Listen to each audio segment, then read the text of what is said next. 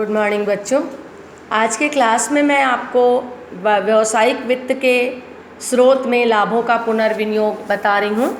लाभों का पुनर्विनियोग ये जो है वास्तव में स्थायी पूंजी को प्राप्त करने का एक प्रमुख स्रोत है।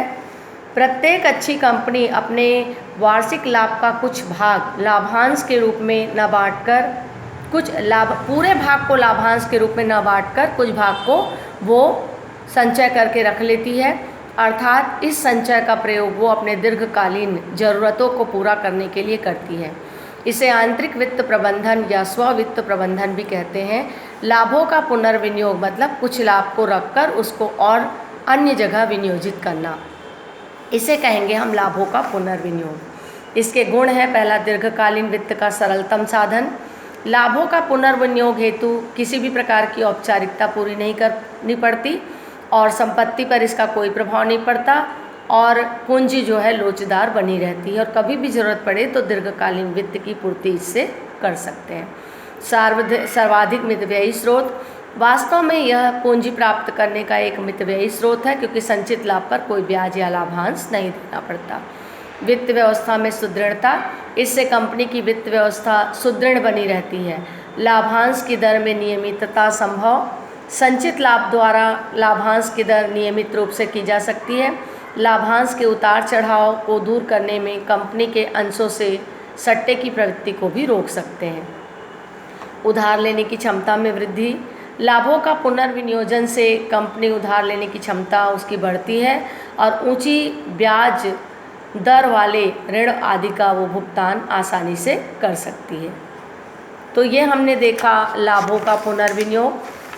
अगला जो है स्थायी पूंजी के स्रोत में जन निक्षेप, पब्लिक डिपॉजिट। वास्तव में जन निक्षेप, जनता जब अपना पैसा बैंकों में जमा करने की भांति कंपनी में जमा करती है तो इसे ही कहेंगे जन निक्षेप। इस निक्षेप में कंपनी निर्धारित दर से ब्याज का नियमित भुगतान करती है। जन निक्षेप 1 से 5 वर्ष के लिए होता है, किंतु निरंतर नवीनीकरण के कारण यह दीर्घकालीन वित्त के रूप में मान्य है। जन निक्षेप के प्रति लोगों का आकर्षण का मुख्य कारण यह है कि कंपनी बैंक की तुलना में अधिक ब्याज देती है तथा कंपनी को अपनी संपत्ति बंधक नहीं रखनी पड़ती। जन निक्षेप के लाभ या गुण, पहला सुविधाजनक साधन, वास्तव में ये पूंजी प्राप्त करने का एक अत्यंत सुविधाजनक साधन है। अपेक्षाकृत सस्ता साधन, वास्तव में ये जो है अन्य ऋण की तुलना में संस्था के का वित्तीय स्रोत है, ब्याज की दर तुलनात्मक दृष्टि से इसमें कम होती है।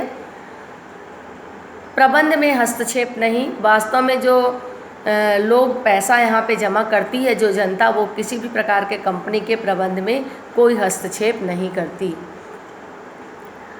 पूंजी ढांचा लोचपूर्ण रहना, आवश्यकता अनुसार कंपनी जो है वो जमा राशि को लौटा सकती है अतः उससे पूंजी की जो संरचना है वो लोचपूर्ण होती है। तो ये मैंने आपको बताया स्थायी पूंजी को प्राप्त करने के स्रोत में जन निक्षेप और लाभों का पुनर्विनियोग। इससे पहले बच्चों हम लोग पढ़ रहे थे ऋण पत्र। ऋण पत्र मतलब कंपनी जैसे अंश निर्गमित करती है उसी प्रकार से ऋण प्राप्त करने के लिए जनता को जो पत्र जारी करती है, छपा छुपाया होता है, उसे हम ऋण पत्र कहते हैं। ऋण पत्र से संबंधित जो नियम है वो ऋण पत्र के पीछे जो है पूरे छपे हुए होते हैं। ये जो ऋण पत्र होता है उसमें जो ऋण पत्रधारी, जिन लोग ऋण पत्र खरीदते हैं उनको ऋण पत्रधारी कहते हैं। ऋण पत्रधारियों को अंशधारियों के पहले जो है ऋण पर जो ब्याज है उसका भुगतान किया जाता है। Thank you.